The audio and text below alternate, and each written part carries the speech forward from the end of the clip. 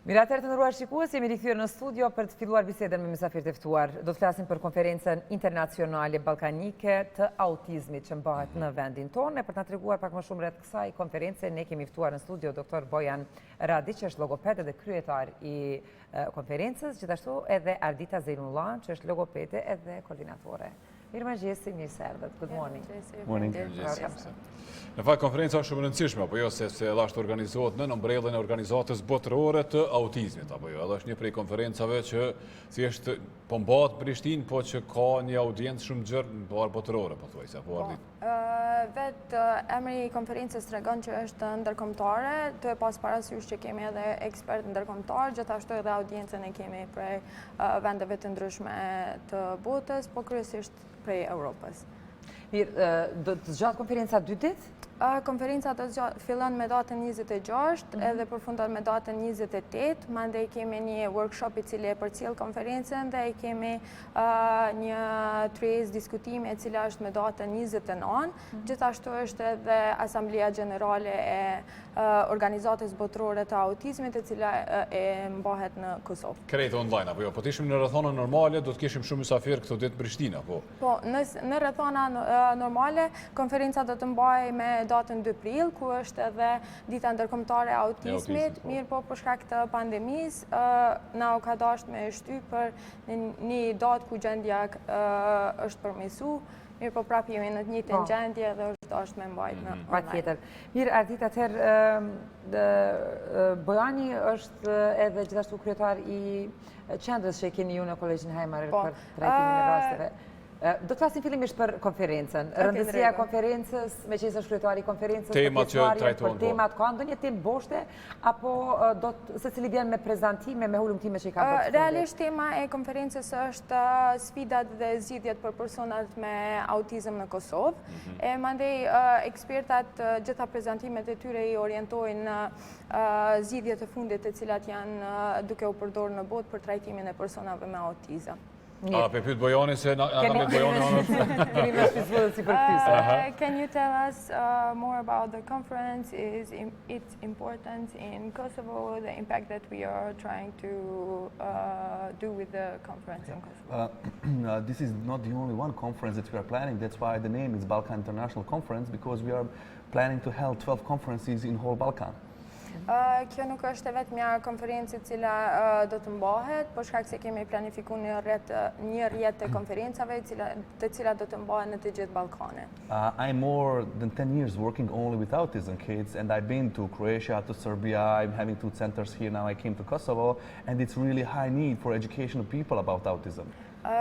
Kam më shumë se 10 vjet përvoj pune me personat me autizëm, kam qenë në Kroaci, në Serbi edhe në Kosovë dhe kam pa që personat me autizëm kanë nevoja shumë të madhe për investim në këtë fushë. Most of the people in Kosovo that I'm working, even with the parents, they don't know even what is autism, but they are really super scared of autism. Even if they cannot define it, they're saying just, oh, let my kid don't be with autism. And they don't know what is it. And this is the problem, because now we have to educate the people and tell them what is autism and try to explain them in the best possible way that that's not something that you should be scared of. It's something that you should be faced of and accept it for your kid to be better. Kur kam marrë në Kosovë kam pa që ka shumë persona me autizëm edhe që prindrit nuk kanë shumë njohuri rreth autizmit, edhe kam pa që ata i friksohen autizmit, mirë po ajo që na jemi të mundu me bë përmes konferencës është që me rrit njohurinë për personat me autizëm, për spektrin e autizmit, edhe me ju tregu prindërve që autizmi nuk është një gjendje për cilën ti duhesh me u shqetësu ose me u friksu, është një sfidë të cilën ti duhesh me ballafaque. Në hyrje, kur ju prezantuam si mysafir që do të jeni sot në programin e mëngjesit, diskutuam me Agronin që a është vërtet që neve po na duket që janë shtuar rastet e fëmijëve me autizëm, apo me qenë se tash informacioni dëpërton ma lehtë, edhe prindrit po besoj që janë më të hapun, edhe kërkojnë ndihmë, edhe këto madje rastet bëhen të njoftuna. Në bas të përvojës juaj, si është? Edhe statistikave, nëse ka edhe statistika se. They were talking on the beginning of the program. Nuk i nevoj ki komplet që shpo famë, unë ti zgjedhja këtë kuptimin edhe bëja për ty. They want to know, is the number increasing of people with autism, or is it now that the parents are more open and they are accepting their kids and they are accepting to send the kids on the treatments, and that's why we have more cases that are known that are with autism. If you can tell us by your experience or by the prevalence, if you have any data that you can tell us. This is a really good question, and I'm asked these questions really for a lot of times. And actually, we don't have any data about kids with autism. Everything that we had is guessing. They're saying that every day the number of the kids from autistic spectrum disorders is increasing day by day. Vesh Kosova, globalisht? Globalisht. Okay. Okay, thank you. Profesori po tregon që kjo është një pyetje shumë e mirë për shkak se gjatë përvojës së tij është pyet shumë herë me të njëjtën pyetje dhe problemi është që personat me autizëm fillimisht kanë qenë të domethënë familjarët i kanë mshef rastet edhe nuk i kanë treguar që kanë raste të tilla në familje e mandej rasti personat. Për këtë arsye, kudo në botë nuk kemi të dhëna që tregojnë saktësisht se sa është numri i personave me autizëm, mirë po rastet me autizëm janë të rrit globalisht. Jo, po du me pyet, po nuk e di nëse ka me shtu diçka, po du me pyet diçka që është shumë e rëndësishme që e tha Mysafiri, profesori. Tha që nuk ka nevojë me u friksu, ka nevojë me u ballafaqu edhe me gjetë zgjidhje më të mirë për atë fëmijë. Pse s'duhet me u friksu për autizmin? On the beginning you told us that parents should not be scared from autism, they should face it. Can you tell us the reasons why the parents should not be scared from autism? Ti rahatojnë prindrit atje që janë edhe kanë këtë frikë apo jo? Po bëjnë. Because we have so many kids with autism that looks like typical, but they are only having like diagnosed their autism, and for parents doesn't want their kid to be marked. If you today in this time in Balkan, especially if you say you're with autism, you're like, wow, we should move from you. Because I was getting the questions when we face the kids with autism, and we actually have one research that happened in Sarajevo. We were asking parents who has typical kids, like, will you allow your kid to sit with kids who has some problems? And more than 40% of the parents said, no, I don't want my kid to be with kids like this. Profesori po tregon që shumica ka fëmijë me autizëm të cilët kanë autizëm mirë po janë duken njëjtë si fëmijët me zhvillim tipik. Problemi i vetëm që i kemi është që prindrit nuk dojnë që fëmijët e tyre me etiketu me një diagnozë këtë rast me autizëm. Është një hulumtim i cili tregon që kur ju janë dhënë disa pyetësor te prindrit edhe janë pyet nëse kishin pranuar që fëmia e tyre me ul në bankë me një fëmijë i cili nuk ka zhvillim tipik, edhe më shumë se 40% e tyre kanë thënë që nuk pranojnë që fëmia e tyre më ul me një fëmijë me zhvillim jo tipik. Let me just add, because we are talking about awareness. Awareness is really low in Kosovo about autism and about other disabilities. So this conference is using, the first goal is to raise awareness to people, to don't escape autism, to accept autism and to help them.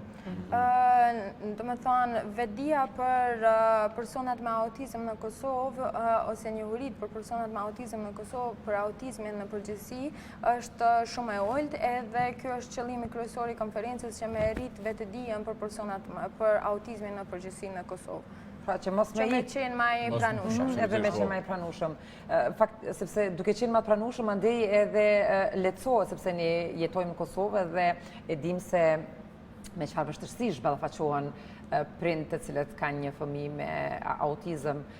Mandej kuptohet që edhe bara financiare është e madhe, sepse varet edhe për shkallës, besoj se profesori do të na shpjegoj, mandej edhe nevojat për trajtim janë më të mëdha, qoftë duke angazhuar një logoped, një psikolog, një asistente në shkollë, dhe bara është shumë e madhe. knowing that we are living in Kosovo, we accept that we have to face with the problem of being accepted. There are other problems that we have to face, like financial costs, that you have to hire a expert to treat your kid and an assistant to send on the school, and these are quite a lot of problems that we have to face, that probably that the expenses are more. It depends from the category of the kid that the kid is having, the condition, that probably you can explain us more about it. Yes, of course, and this is the problem that we are facing in whole Balkan, because we don't have kids with special needs, with autism or with disabilities, doesn't have so much big support from government. And this is the biggest problem, and this is what we should put in system. What can I say for us? Let's say that now Kosovo has luck because College Heimerer opened Centra Terapeutica Center for the kids to have everything on one place. So if you come to Centra Terapeutica Heimerer... What do you mean everything in one place? Yes, we have multidisciplinary clinic. Because you said we have to have psychologists, we have to have educational therapists, we have to have physiotherapists, we have to have speech therapists. And most of the parents, because kids from autism needs this help, they go to speech therapists, let's say in one place, then go to psychologists in different place, then go to educational therapists in third place. And now we have multidisciplinary approach on one place. So if the parents came, we can treat him on Chettehe, we are saying, because I'm not sure that I'm pronouncing good, Centra Terapeutica Heimerer, and they can have everything on one place. So when they come, they get multidisciplinary approach that whole the world is talking for it, it's best and showing the best results for the kids. Veç ta përkthejmë edhe për publikun, Ardita, për mbledhje, po.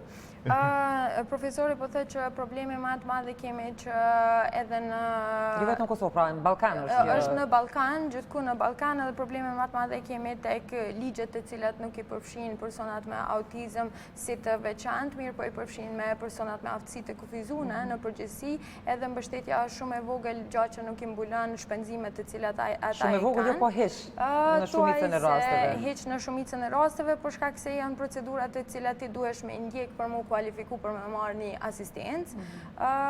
Edhe kjo asistencë është fatkeqësisht shumë e ulët, e cila nuk I mbulon shpenzimet edhe nevojat e tyne.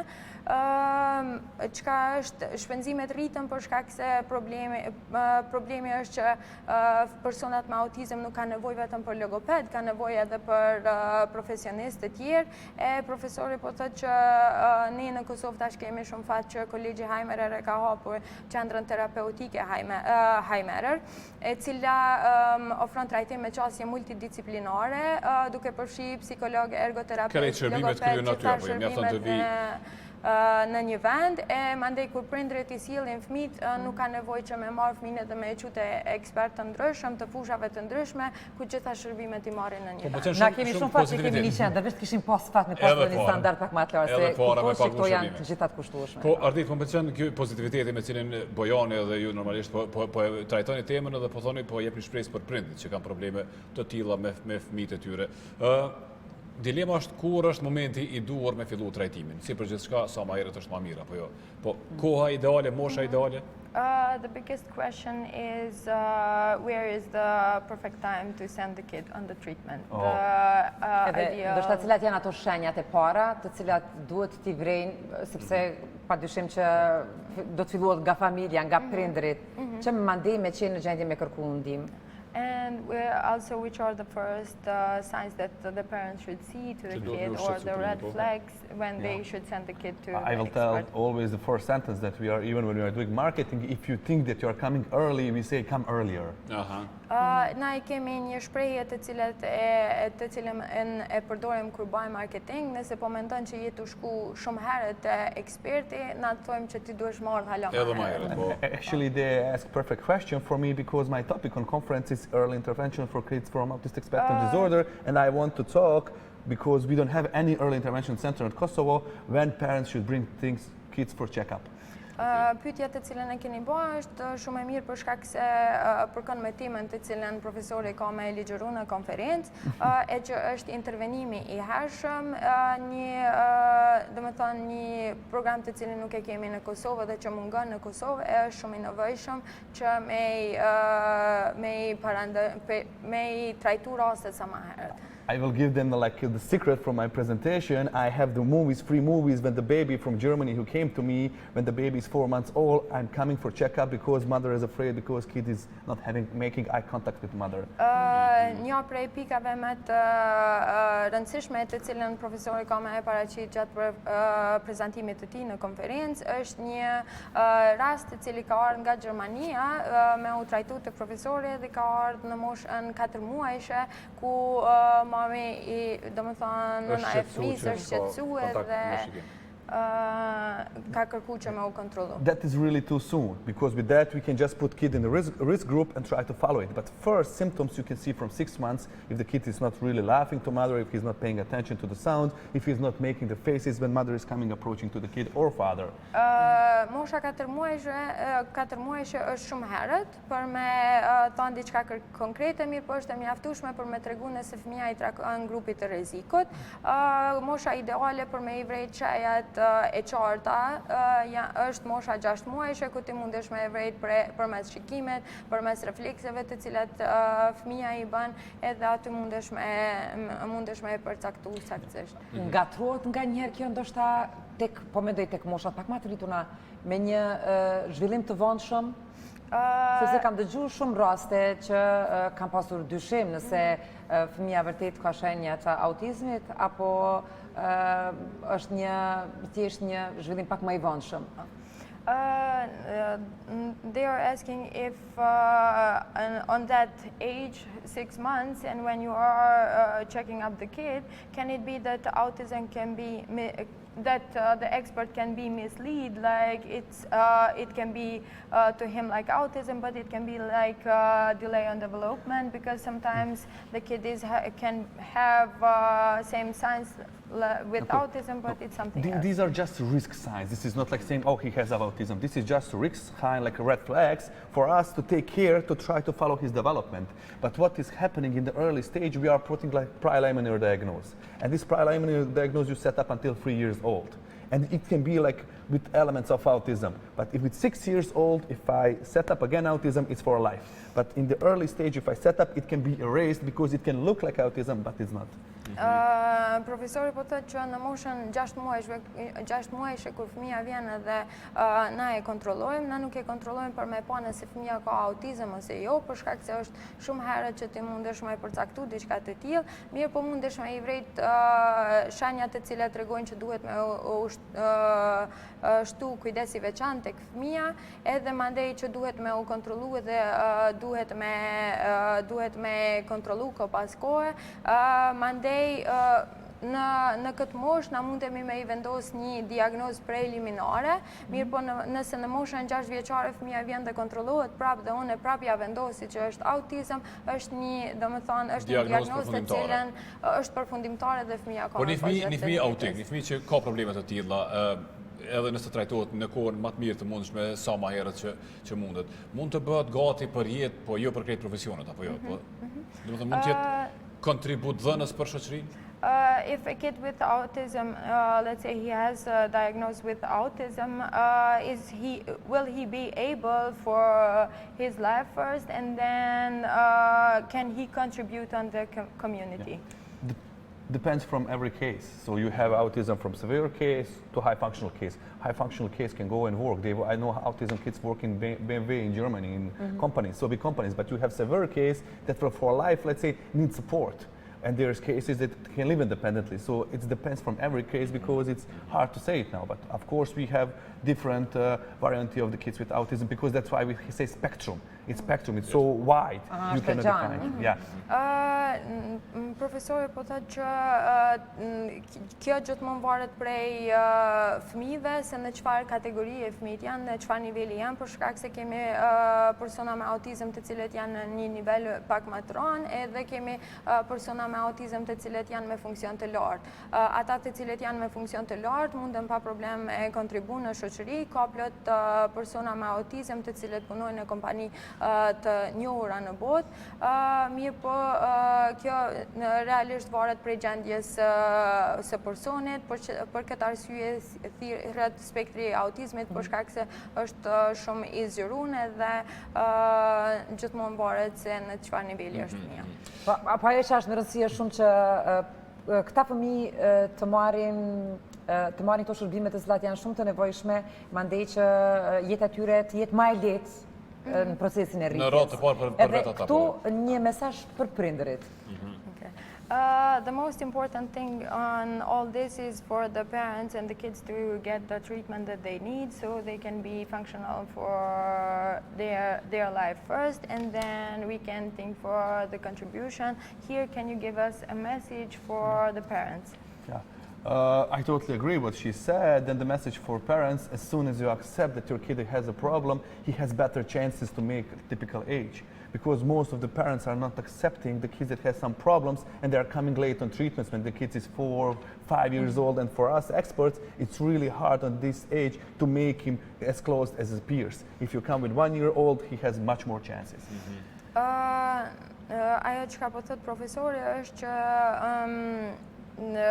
sa më herët që ju e pranoni fëmijën e juaj që ka një problem edhe e dërgoni në trajtim, shanset janë më të mëdha për fëmijën që me domethënë edhe për terapistin, për ekspertin në këtë rast që me i ndihmu fëmijës që me përafru me bashkëmoshatarët e tij, sa më vonë që ju e sjellni fëmijën është problem, andaj edhe për ekspertin, edhe për fëmijën që me arrit në një nivel me moshatarët e tij. Do të ftojmë ditë posaçërisht me fol për rolin e logopedit në trajtimin e këtyre rasteve, se na mbet pa fol kjo temë është jashtëzakonisht e rëndësishme, një prej trajtimeve kryesore, apo jo. Kështu që po e lëm për një rast tjetër, si temë të veçantë. They will try to call us in another meeting to talk more for the role of speech therapist, because it's a really wide topic that Herën tjetër kur tash në more Kosovë. focused. Next time when you come Looking forward, no problem. Looking forward. Okej, çka shumë shpejt. Shumë faleminderit. Thank you. Miraker, këtu përfundojmë bisedën me Mysafiri të ftuar. Tutje do të vazhdojmë me një kronikë që ne ka përgati kolega jonë Shqipja Jeti. Flet për shkollën e mesme të agrobiznesit dhe teknologjisë Zenel Hajdini, që është njëra ndër shkollat profesionale në komunën e Ferizaj, e cila afron diku 14 profile të ndryshme për nxënësit që dëshirojnë të jenë pjesë e kësaj shkolle.